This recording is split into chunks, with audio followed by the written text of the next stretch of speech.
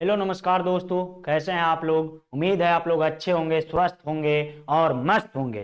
तो I am back in Bihar board और आज का क्लास है तीसरा क्लास। आज का तीसरा क्लास है और वो भी है हिंदी का।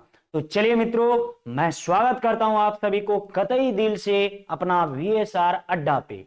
तो अगर आप सब नए हैं तो फटाफट ज्वाइन करने के बाद एक शेयर कर दीजिए, लाइक कर दीजिए, तभी ताकि सभी लड़कों को पता चल सके। तो हम भी एक शेयर कर देते हैं, आप सब भी एक शेयर कर दीजिए। 1 मिनट का समय है मित्रों, तो जल्दी करिए। तो जल्दी से जल्दी हम लोग शेयर कर देते हैं और क्वेश्चन को, प्रश्नों को बताना स्टार्ट करते हैं। तो चलिए मित्रों, शुरू करते हैं शुरू से। चलिए, तो पहला प्रश्न अब खोल दिया जाएगा। जो भी हैं आप जल्दी से जल्दी यहाँ पे आ जाएं, ताकि अब समय नहीं है मित्रों। जिनको पढ़ना है वह इंतजार करेगा, जिनको नहीं पढ़ना है वह बकवास करेगा। तो जिनको भी पढ़ना है मित्र वह जल्दी से जल्दी आ जाए। जी हेलो हेलो सबको नमस्कार, गुड इवनिंग हर किसी को। तो आइए, पहला प्रश्न है, खोल दिया जाता है, जिसे आप तब तक हमें उत्तर दीजिएगा। पहला प्रश्न है, आजकल भारतीय के पहनावे बदल गए हैं। इस वाक्य में कौन सा संज्ञा है, कौन सी संज्ञा है। आजकल भारतीय लोगों की पहनावे बदल गए हैं, इस वाक्य में कौन सी संज्ञा है। तो मित्र बताइए फटाफट जरा। तो चलिए अब पहला आंसर देखते हैं किनका आता है। और जल्दी से जल्दी हम लोग 30 से 35 मिनट में सारा प्रश्नों को कर लेंगे एक ही वीडियो में। तो देर किस बात की, चलिए शुरू करते हैं। आइए, पहला प्रश्न है, देखिए अगा समझिएगा कि आजकल भारतीय पहनावे बदल गए हैं। इस वाक्य में पहनावे कौन सी संज्ञा है, पहनावे कौन सी संज्ञा पूछा है आपसे मित्र। तो जल्दी से जल्दी आप सब बता दीजिएगा। पहनावे, देखिए आजकल भारतीय पहनावे बदल गए हैं, इस वाक्य में पहनावा, तो पहनावा बदल गए हैं मतलब चीजें हैं, फैशन जो है चेंज हो चुका है। तो फैशन के दौर में गारंटी का इच्छा ना करे, फैशन के दौर में गारंटी का इच्छा ना करे, यानी फैशन की बात है तो फैशन दिखाई नहीं देता है, अर्थात यह क्या हो जाएगा मित्र, भाववाचक संज्ञा। पहला प्रश्न का आंसर क्या हो जाएगा जी, भाववाचक संज्ञा। चलिए अगले प्रश्नों की तरफ बढ़ते हैं। ज्यादा समय नहीं है हम लोगों के पास, इसलिए जल्दी से जल्दी जितना ज्यादा 1000, 2000, 3000 ऑब्जेक्टिव प्रश्नों को देख लेंगे, ताकि एग्जाम में एक भी ना छूटे। क्योंकि हमारा उद्देश्य है आपको एग्जाम में एक भी प्रश्न की नहीं छूटने दें। तो देर किस बात की कर रहे हैं, आइए दूसरा प्रश्न का उत्तर दीजिएगा। मैं आप चला जाऊंगा। रौनक राजपूत जी बिल्कुल, सुमन जी हेलो हेलो सबको नमस्कार, गुड इवनिंग।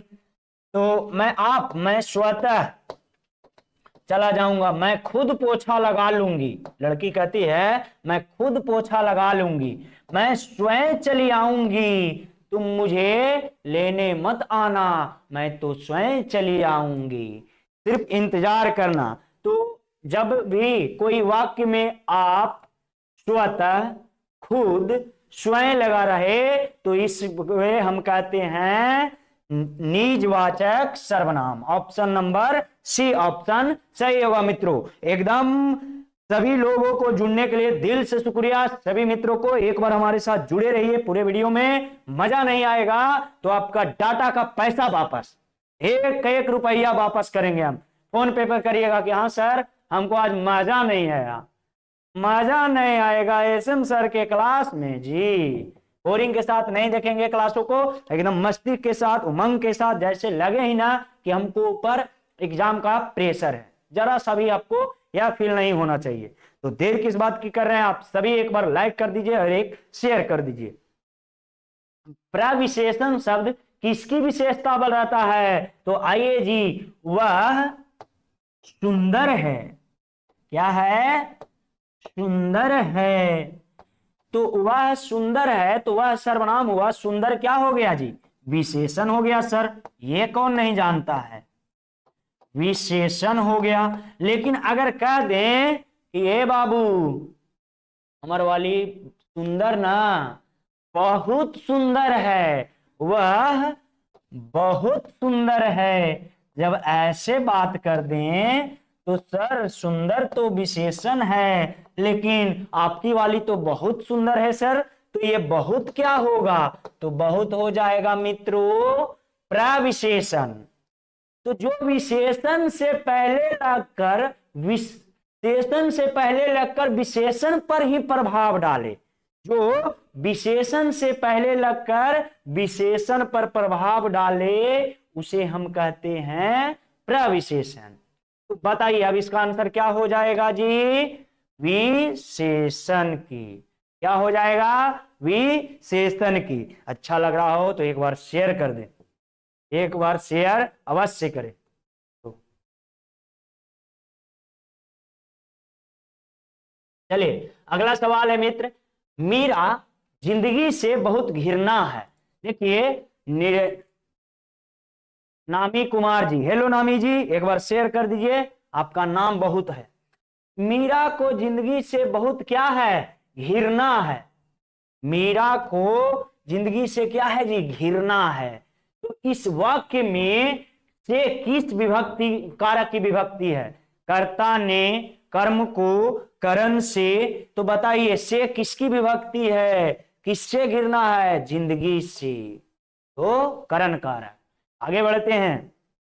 अपादान नहीं होगा दोस्त, अपादान से अलगवाद की बात होती है, या जिंदगी से अलग की बातें नहीं हो रही है सुमन जी। भूतकाल कितने प्रकार के होते हैं बताइए जरा हमको? 5, 4 या 6? भूतकाल कितने प्रकार के होते हैं? या 3? तो भूतकाल 6 प्रकार के होते हैं। भूतकाल कितने प्रकार के होते हैं जी? आफ्ताब अनवर जी हेलो। तो भूतकाल 6 प्रकार के होते हैं, वर्तमान भूत। चलिए व्यायाम का संधि विच्छेद क्या है? व्यायाम का संधि विच्छेद क्या है? आइए, तो व्यायाम का संधि व्या जोड़ आयाम, वी जोड़ आयाम, व्या जोड़ आयाम, या व्या जोड़ व्यायाम। तो व्यायाम, व्यायाम वी आयाम, आयाम व्यायाम, इसका संधि विच्छेद तो वी आयाम। तो बिल्कुल आंसर सही हो जाएगा, option number B answer right हो जाएगा। अगले सवाल की तरफ बढ़ते हैं। अगला सवाल है नीरव का संधि विच्छेद क्या होगा? नीरव, नी जोड़ रव, ये तो नहीं होगा जी। नीरव, ये भी नहीं, तो क्या ये हो जाएगा? नीरव का संधि विच्छेद option number B is right answer. सभी दोस्तों को कतई दिल से स्वागत है हमारा इस सेशन में। आइए जी, आ जन्म में कौन सा समास है? आ जन्म, गुड इवनिंग, गुड इवनिंग सबको, गुड इवनिंग। तो कहता है आ जन्म में कौन सा समास है? तो बताए थे आ उपसर्ग से, यथा उपसर्ग से, हर दिन बता रहे हैं दोस्तों।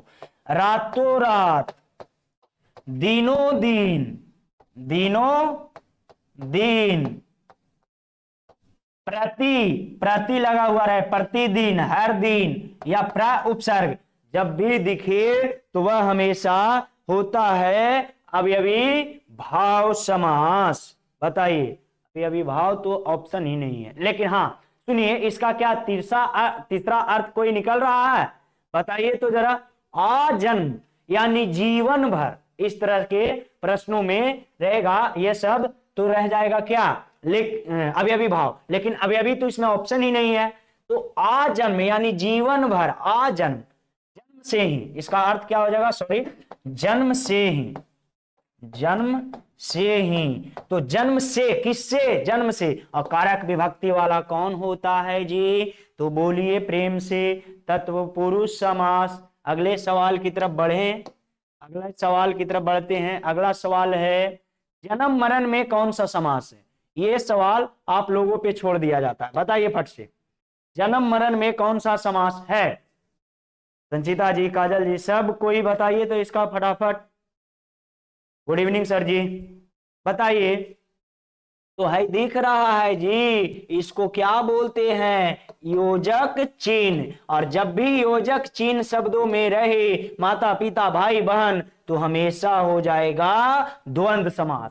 Option number D is right answer, द्वंद्व समास। अगले सवाल की तरफ बढ़ते हैं। अगला सवाल है मित्रों, निस्तेज में कौन सा उपसर्ग है। निस्तेज में तो बोल के देखिएगा, उपसर्ग जो पहले लगे और प्रत्यय जो बाद में रहता हो। तो इसमें पूछा गया है क्या, कौन सा उपसर्ग है, बताइए। निस्तेज में कौन सा उपसर्ग है। चलिए सभी को गुड इवनिंग, सभी को गुड इवनिंग। एक बार सभी को शेयर कर दे मेरे मित्र, आंसर दीजिएगा फटाफट। तो निस्तेज में निस्तेज, निस्तेज, निस्तेज, ऑप्शन नंबर बी। तो बिल्कुल सही हो जाएगा ऑप्शन नंबर बी। अगले सवाल की तरफ बढ़ते हैं। अगला सवाल है, बुढ़ापा में कौन सा उपसर्ग है। तो फटाफट आंसर दीजिएगा, बुढ़ापा में कौन सा उपसर्ग है। जल्दी से जल्दी आप सब, ईशु जी आप सभी आंसर दीजिएगा कि बुढ़ापा, बोलिए बुढ़ापा, पा पा कौन सा उपसर्ग है। अभी बताए थे लास्ट में लगने वाला शब्द क्या होता है जी, तो वह उपसर्ग होता है सर। तो बुढ़ापा पा में कौन सा उपसर्ग है जी, तो ऑप्शन नंबर ए राइट आंसर हो जाएगा, पा उपसर्ग। चलिए अगले सवाल की तरफ बढ़ते हैं। अगला सवाल है मित्रों, निम्नलिखित शब्दों में कौन सा शब्द शुद्ध है। वर्तनी की जांच हो रही है। निम्नलिखित शब्दों में कौन सा शब्द शुद्ध है। उच्छ्वास, उच्छ्वास सही लग रहा, उच्छ्वास ये भी सही लग रहा, उच्छ्वास ये गलत है, यानी इसका राइट आंसर हो जाएगा मित्र ए और बी और सी दोनों। उच्छ्वास, उच्छ्वास, बी और सी दोनों बिल्कुल बिल्कुल सभी का ए आंसर आ रहा है, सभी का सही आंसर है। अगले सवाल की तरफ बढ़ते हैं। अगला सवाल है मित्र, निम्नलिखित शब्दों में कौन सा शब्द शुद्ध है। वर्तनी से ये भी क्वेश्चन है, बताइएगा कि निम्नलिखित में कौन सा शब्द शुद्ध है। चरमोत्कर्ष, चरमोत्कर्ष, चरमोत्कर्ष, ये और ये तो सबसे पहले नहीं होगा। चलिए इतना हेल्प कर दिए आपको, ये और ये बिल्कुल नहीं होगा। अब बताइए हमें, ये सही होगा या ये सही होगा। आप लोग फटाफट इसका आंसर दीजिएगा। सभी बच्चे एक बार लाइक कर दे और सेशन को से जुड़े हैं। शंकर जी का आंसर आ रहा है डी। नहीं नहीं, इसमें तो डी नहीं होगा, चरमोत्कर्ष। क्या ये सही लग रहा है आपको, चरमोत्कर्ष। चलिए अगले सवाल की तरफ बढ़ते हैं। अगला सवाल है, अभी व्याकरण से ही आएगा। निम्नलिखित वाक्यों में कौन सा वाक्य शुद्ध है। यह बालक कहां जा रहा है, बोलने में ही अच्छा लग रहा है आपको जी। यह बालक कहां जा रहा है, बोलने में भी अच्छा लग रहा है। यह बालक कहां जा रहा है, कोई सवाल ही नहीं है। फूलों की एक माला ला दीजिए, फूलों की एक माला ला दीजिए, ये तो हमें। चलिए बच्चा का क्या समाचार है, बच्चा का क्या समाचार है। लता 2 चिट्ठी लिखती है। चलिए तो इसमें सबसे सटीक शब्द हमको लग रहा है फूलों की एक माला ला दीजिए। किनसे, अगर आप किन्हीं से रिक्वेस्ट कीजिएगा कि अब फूलों का एक माला ला दीजिए, तो कैसे कीजिएगा, इसी तरह से कीजिएगा ना, फूलों का एक माला ला दीजिए। तो ऑप्शन नंबर बी। चलिए अगले सवाल की तरफ बढ़ते हैं फटाफट। अकल पर पत्थर पड़ना, मुहावरे का सही अर्थ क्या है।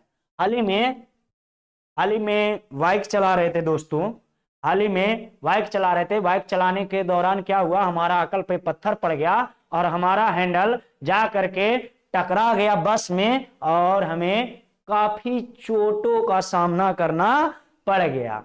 तो अब बताइए, हमें काफी ज्यादा चोट लग गई हमें, मुझे।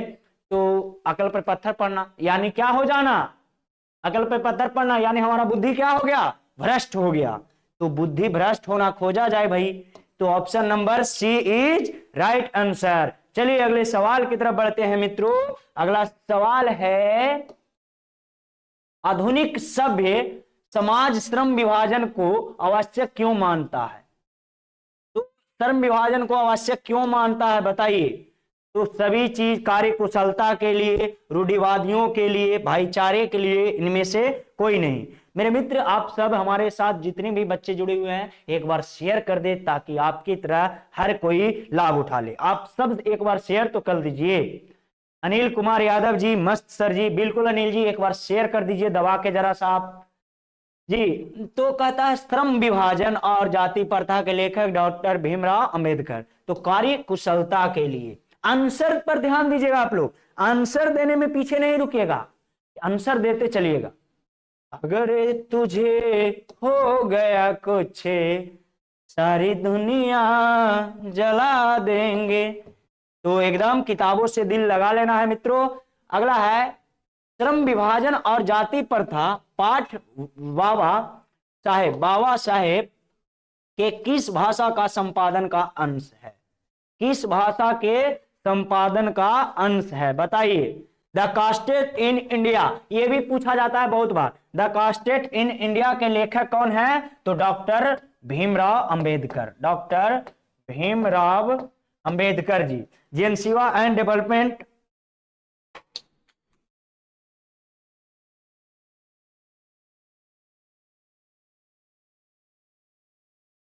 चलिए आंसर दीजिए, फटाफट आंसर दीजिए, एकदम रुकना नहीं है, झुकना नहीं है।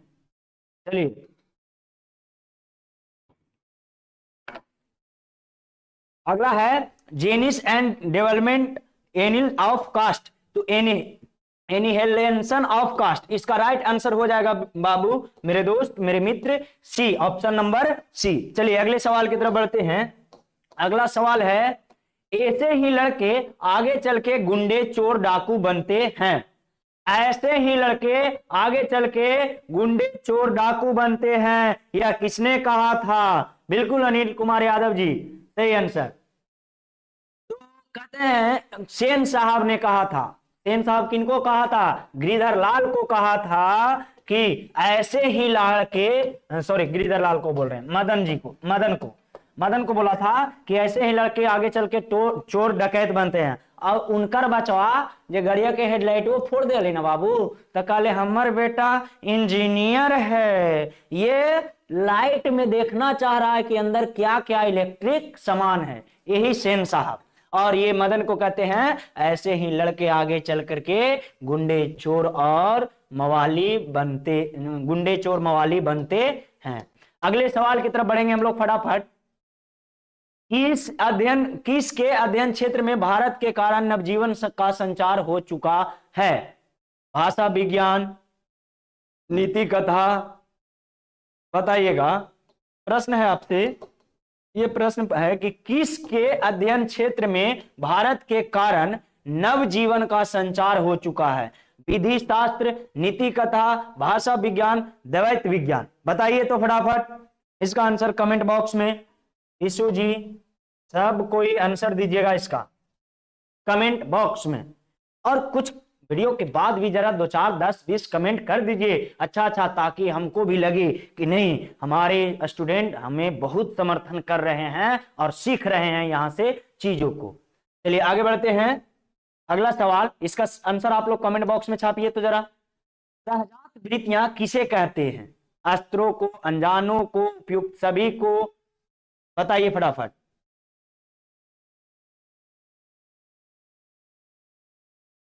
सहजात वृत्तियां किसे कहते हैं? अस्त्र के संचयन को, अनजान स्मृतियों को, स्वयं के बंधन को, या सभी को? तो सहजात वृत्तियां उपयुक्त सभी को कहते हैं जी। चलिए अगले सवाल की तरफ बढ़ते हैं। अगला सवाल है नागरी लिपि की आरंभिक लेख हमें कहां से मिलती है? नागरी लिपि की आरंभिक लेख हमें कहां से मिलती है दोस्तों?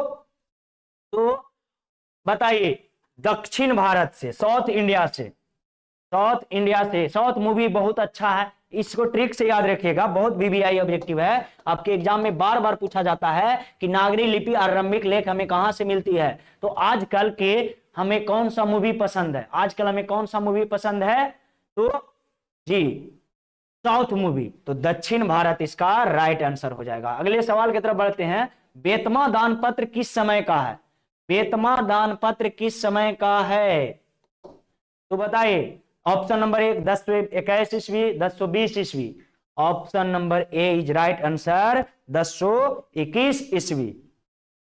अगले सवाल की तरफ बढ़ते हैं। अगला सवाल है, बहादुर के घर से अचानक क्यों चला गया? अचानक क्यों चला गया? बहादुर दूसरी नौकरी मिल गया था? जी नहीं सर, घर वालों का बहादुर के प्रति व्यवहार बदल गया था। लेखक के पत्नी भी उसे मारने लगी कि लेखक के बेटा तो उसे हरदम मारने लगा था, लेखक भी उसे जैसे तैसे बोलने लगा था, इसलिए लेखक बहादुर घर छोड़ करके भाग गया। आइए, तो स्वयं के प्रति लेखक तथा उसके घर वालों के व्यवहार में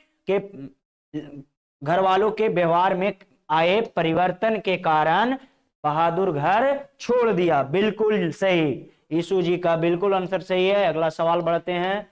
साहित्य के परंपरा का पूर्ण ज्ञान किस व्यवस्था में संभव है? समांति व्यवस्था में। देखिए, साहित्य के परंपरा पूर्ण ज्ञान, समांति व्यवस्था का मतलब हो गया मित्र वैसी व्यवस्था जिसमें संपूर्ण भूमि का मालिक कोई मालिक होता है, एक राजा एक मालिक होते हैं। बताइए, तो इसमें ये आंसर नहीं है। समांति व्यवस्था किसे कहते हैं? तो ऐसा व्यवस्था जिसमें संपूर्ण भूमि का मालिक एक राजा हुआ करता है। समाजवादी व्यवस्था, वैसी व्यवस्था जिसमें समाज में रहने वाले सभी लोगों को हक दिया जाए, अधिकार दिया जाए, उसे समाजवादी व्यवस्था कहते हैं। और पूंजीवादी व्यवस्था, तो पूंजीवादी व्यवस्था किसे कहते हैं मित्र? तो वैसी व्यवस्था जिसमें रुपया पैसे से वाले सम्मिलित हो। तो इसका राइट आंसर हो जाएगा ऑप्शन नंबर बी, समाजवादी व्यवस्था। चलिए, अगले सवाल के आंसर आप लोग दीजिएगा। इसका आंसर दीजिए, पंडित बिरजू महाराज का जन्म कब हुआ था? देखिए, इतना तो आप लोग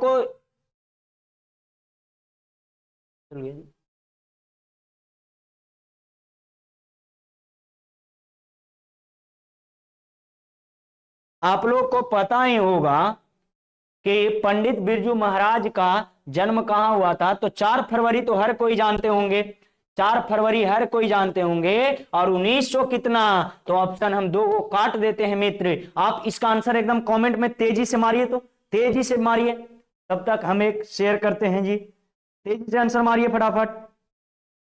नमी कुमार जी, बिल्कुल ऑप्शन नंबर सी आपका सही है। नमी जी का बी आ गया है आंसर इसका। लेकिन आप सब इसको फिर से एक बार प्रयास कीजिए मित्र, फिर से एक बार प्रयास कीजिए, करीब पहुंच चुके हैं। जल्दी से जल्दी एक बार आंसर दीजिए।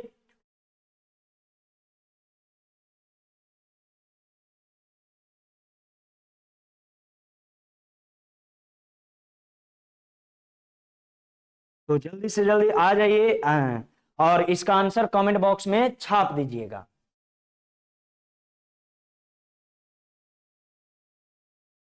चलिए, राहुल एक्टर जी जुड़ चुके हैं,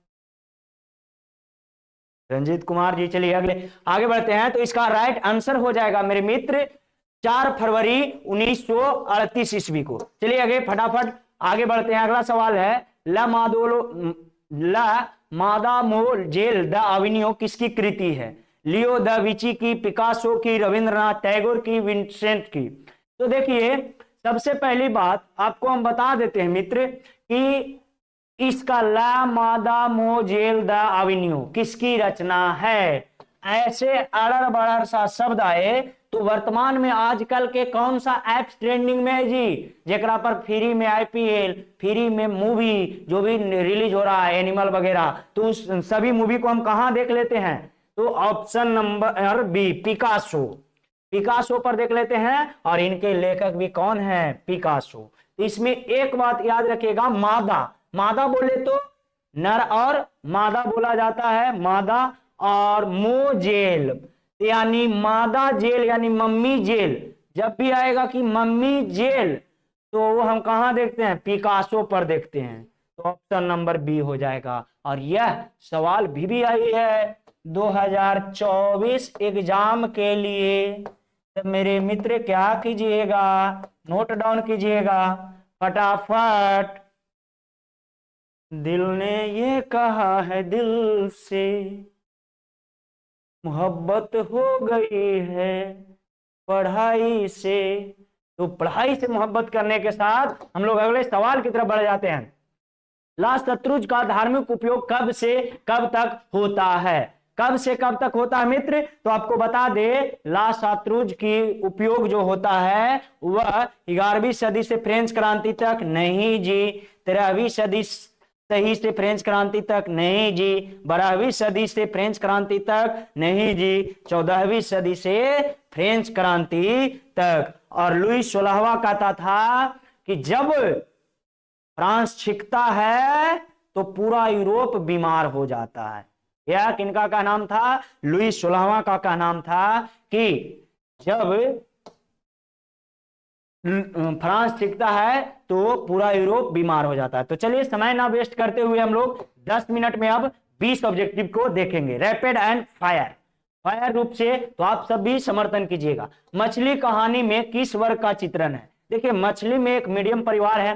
पिताजी घर में मछली खाते थे कि झोले में 3 मछलियां थी। कमेंट बॉक्स में छाप दीजिए आंसर। उच्च वर्गीय परिवार को तो था नहीं। दीदी की कहानी थी। निम्न वर्गीय परिवार भी नहीं होगा। मध्य वर्गीय परिवार, निम्न मध्य वर्गीय परिवार, option number B is right answer. चलिए जी अगले सवाल की तरफ बढ़ते हैं। बिस्मिल्लाह खां के साथ किस मुस्लिम पर्व का नाम जुड़ा हुआ है? बिस्मिल्लाह खां जो कि एक प्रसिद्ध शहनाई वादक थे, इनके साथ किनके कौन सा पर्व का नाम जुड़ा हुआ है? तो बिस्मिल्लाह खां के साथ मुहर्रम जुड़ा हुआ है। मुहर्रम मुस्लिम का कौन सा पर्व जी? मुहर्रम। चलिए अगले सवाल की तरफ बढ़ते हैं। अगला सवाल है, महात्मा गांधी के अनुसार उदात्त एवं बढ़िया शिक्षा क्या है? उत्तम एवं बढ़िया शिक्षा महात्मा गांधी के अनुसार क्या है? आध्यात्मिक शिक्षा नहीं, अहिंसक प्रतिरोधी शिक्षा। अहिंसा प्रतिरोधी शिक्षा महात्मा गांधी के अनुसार एक बढ़िया शिक्षा है। चलिए आगे बढ़ते हैं अगले सवाल की तरफ। वाणी कब विष के समान हो जाती है? तो वाणी राम नाम बिनु बिरथे जगी जन्मा। जब हम राम नाम के लिए बिना कोई भी अन्न खाते हैं, कोई भी कार्य करते हैं, कोई भी शब्द अगर बिना राम नाम के लिए हम बोलते हैं तो वह वाणी विष के समान हो जाता है। विष बोले तो बीख, विष के समान हो जाता है। तो राम नाम बिनु बिरथे जगी जन्मा, जो नर दुख में दुख नहीं माने। यही लेखक कौन है? गुरु नानक।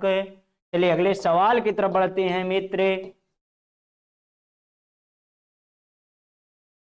राजस्थान के रचना काल के समय किसका राज्यकाल था? हुमायूं को अकबर के जहांगीर का राज्यकाल था। तो चलिए अगले सवाल की तरफ बढ़ते हैं। अगला सवाल है मित्र, कवि ने पर्जन्य किसे कहा है?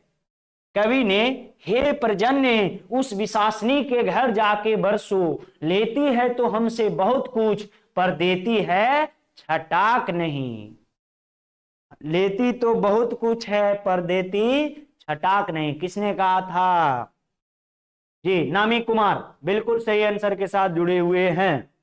राहुल एक्टर जी 18, राहुल एक्टर 18 एक बहुत अच्छे डांसर भी हैं, बहुत अच्छे एक्टिंग कर भी लेते हैं। ऐसे ही नहीं, ये राहुल एक्टर नाम है इनका, और बहुत पढ़ने में भी अच्छे खासे तेज है। आफ्ताब अनवर जी का आंसर आया है कृष्ण, नहीं प्रज्ञ। वादल को कहा है सुजान कि उस विशासनी के पास जाके बरसो कि तेरे दुख में हम कितना रो रहे हैं, उनको आंसुओं को दिखाओ।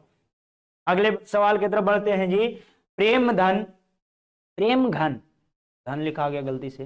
प्रेम घन अपना आदर्श किन्हें मानते हैं? प्रेम घन अपना आदर्श किन्हें मानते हैं? तो भारतेंदु हरिश्चंद्र जी को अपना आदर्श प्रेम घन जी मानते हैं।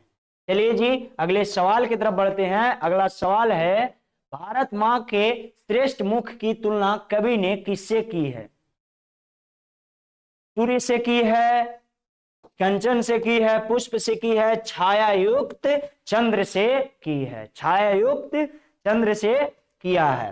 देखिए ये नहीं है कि वीडियो में सिर्फ जुड़ जाना है और सो जाना है, नहीं, इसका आपको देख करके याद कर लेना है, क्योंकि अब की बार 450 पार, और 450 पार के लिए करना क्या होता है दोस्त? तो करना यही होता है कि एसएम सर 7 बजे लाइव आएंगे, बिहार बोर्ड को लाएंगे, हम सभी साथियों को जुड़ जाना है, बस यही तो काम करना है। चलिए अगला सवाल है, मिट्टी का अबोध मूर्त कौन है? तो जनता। घर घर नाद सुनो, सिंहासन खाली करो, जनता आती है। अब तुम लोग सिंहासन, अंग्रेज लोग, सभी लोग सिंहासन खाली करो। अब कौन आ रहा है जी? जनता। बिल्कुल जी, राहुल एक्टर का आंसर बिल्कुल सही है। अगला, हिरोशिमा कविता में किसका चित्रण करती है? हिरोशिमा कविता, हिरोशिमा कविता जो है, हिरोशिमा कविता मेरे मित्र किसका चित्रण करती है? तो वह आधुनिक युग में जो लोग बम बना करके हिरोशिमा पर 6 अगस्त 1945 ईस्वी को जो हिरोशिमा पर गिरा देते हैं और पूरा हिरोशिमा तबाह हो जाते हैं, तो आधुनिक युग में आधुनिक सभ्यता के दुर्दशा मानवीय विभीषिका का वर्णन किए हैं। कि आधुनिक युग में मानव पढ़ करके और देखिए कैसे कैसे कार्य कर रहे हैं। चलिए अगले सवाल की तरफ बढ़ते हैं जी। अगला सवाल है, एक वृक्ष की हत्या कहां से ली गई है? तो देखिए वर्तमान समय में पेड़ों की कटाई तेजी से हो रही है। किसकी कटाई? पेड़ों की कटाई तेजी से हो रही है। तो इन दिनों, बोल सकते हैं इन दिनों पेड़ों की कटाई तेजी से हो रही है। बिल्कुल सही जवाब, नामी कुमार जी का। एक वृक्ष की हत्या कहां से ली गई है? इन दिनों। तो इसको याद रखिएगा, इन दिनों पेड़ों की कटाई तेजी से हो रही है। चलिए जी आगे बढ़ते हैं। गरीब की बस्तियों में हुआ धमाके से देवी जागरण लाउड स्पीकर पर। कहते हैं आजकल के अत्याचारी लोग, ढोंगी लोग, पखंडी लोग जा करके गरीबों की बस्तियों में अपना छोटा मोटा पंडाल लगा देते हैं और वहां गाना बजाते हैं, आरा से ये सैया चुनरिया ले ले आई हा, छपरा से ये सैया चुनरिया ले ले आई हा, और माता को चढ़ाइए 100 रुपया, माता आपके घर में बाल बच्चा सुख संपदा से भर देंगी।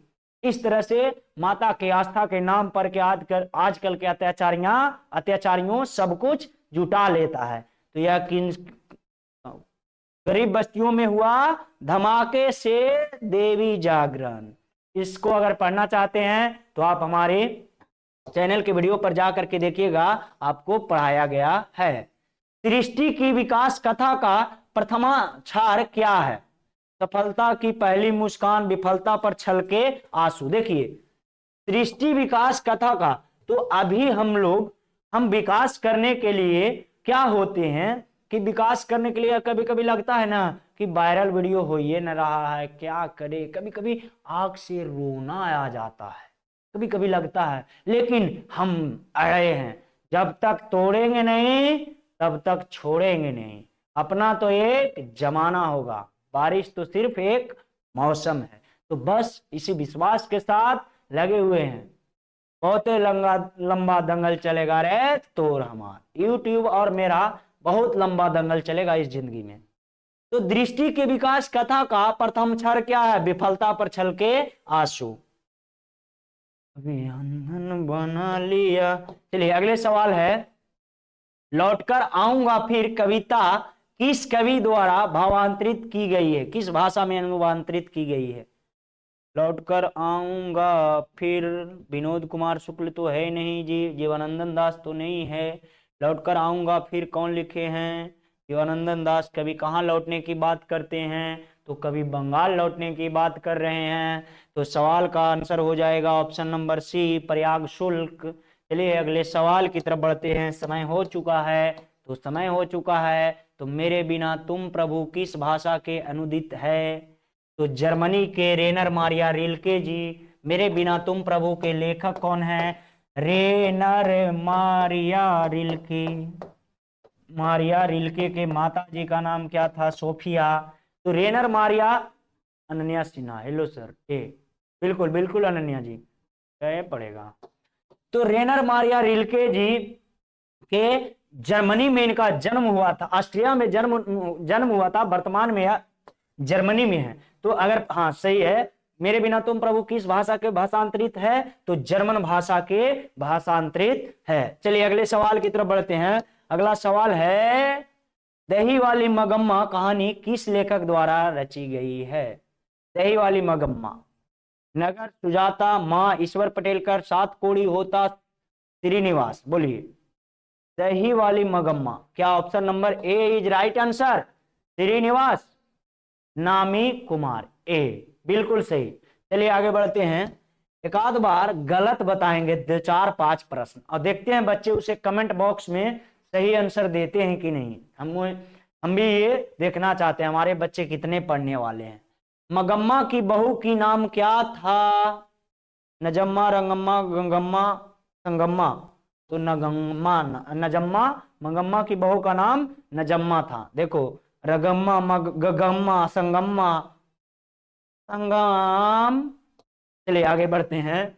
45 नंबर प्रश्न में, ढाते विश्वास कहानी किस लेखक द्वारा अनुदित की गई है? K A Jumana, B R अम्बेद नारायण। तो बिल्कुल सही आंसर हो जाएगा option number C, B R Narayan. अगले सवाल की तरफ बढ़ जाते हैं दोस्त। 46 नंबर का सवाल, माँ कहानी किस लेखक के द्वारा है? तो माँ कहानी ईश्वर पटेलकर के द्वारा रचित है। नगर के लेखक हैं सुजाता और ढाते विश्वास श्रीनिवास। मजा आ रहा है? तो मजा आ रहा है तो देर किस बात की कर रहे हैं? अभी तक लाइक नहीं किए हैं, दलान में नहीं ना बैठे हैं, यूट्यूब पे देख रहे हैं, तो एक बार जरा लाइक कर दीजिए। आपसे फीस भी नहीं लेते हैं जी, आपके लिए हर रोज इतना काम करते, सब खुद से टाइपिंग करते हैं बाबू, खुद से टाइपिंग करके यहाँ आके पीपीटी बना के डाल के क्लास लेते हैं। तो आपको तो कम से कम 1 लाइक और 1 शेयर बनता है। अगर हमें कुछ कमी है तो कमेंट करके बताइए कि सर आप बहुत ज्यादा बोलते हैं, सर काम बोलते हैं, सर बहुत बोलते हैं, सर गाना गाते हैं, सर डांस करते हैं, तो बताइएगा तब न जी। मंगू की माँ की कितनी संतानें थी? 2 थी, 3 थी या 4 थी? तो मंगू की माँ की 4 संतानें थी। बिल्कुल अनन्या सिन्हा तो कमाल कर दी है, जब से आई है धमाल मचा दी है। बिल्कुल सही आंसर है बेटा, इसी तरह मेहनत करते रहिए और आगे बढ़ते रहिए। नगर कहानी किस भाषा से अनुवादित है? तो उड़िया से नहीं जी, तमिल से, गुजराती से, कन्नड़ से। तमिल भाषा से नगर कहानी अनुवादित है। चलिए अगले सवाल की तरफ बढ़ते हैं। और पामपति की उम्र क्या थी? तो इसको याद रखने के लिए हम क्या रखेंगे याद जी? बहादुर घर से कितना रुपया लेके भागा था? तो सर 11 रुपया।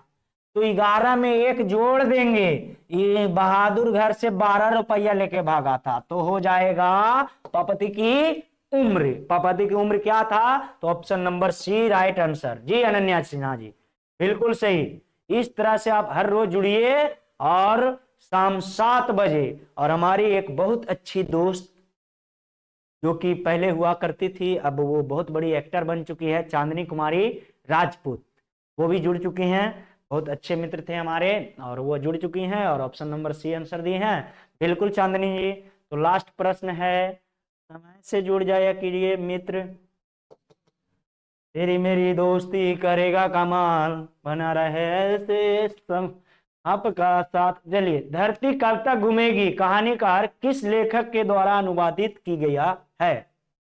सावरदइया, के ए जमुना, राजेंद्र प्रसाद मिश्र, गोपाल दास नागर।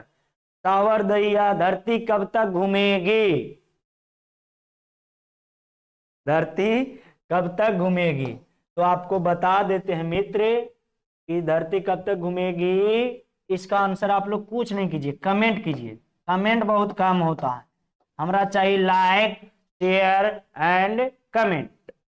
सावरदइया आंसर दे रहे हैं जी, तो आप क्या कीजिएगा, लाइक, शेयर एंड सब्सक्राइब नहीं कीजिएगा तो ये गलत बात है। सब्सक्राइब तो पहले कर देना है, नोटिफिकेशन कैसे जाएगा बिना सब्सक्राइब के? तो चलिए मित्रों, आज के वीडियो के लिए इतना ही। हम मस्ती और मजे के साथ बच्चों को पढ़ाते हैं ताकि बच्चे अपने बोर फील ना करें, ऐसा ना लगे कि क्लास नहीं बहुत बड़ी कष्ट के चीज कर रहे हैं। तो जल्दी से जल्दी हम लोग मात्र 40 से 45 मिनट में 50 ऑब्जेक्टिव देख रहे हैं और इतना ही समय में आपको रैपिड फायर लाने वाले हैं बहुत जल्द, बहुत जल्द रैपिड फायर लाएंगे। तो बने रहिएगा वीडियो में अंत तक, शुरू से अंत तक वीडियो को देखते हैं। तो आप सभी को थैंक्स फॉर वाचिंग। फिर मिलते हैं नेक्स्ट क्लास में। हंसते रहिए, मुस्कुराते रहिए, खाते रहिए, गाते रहिए और स्वस्थ रहिए। जय हिंद। फिर मिलेंगे।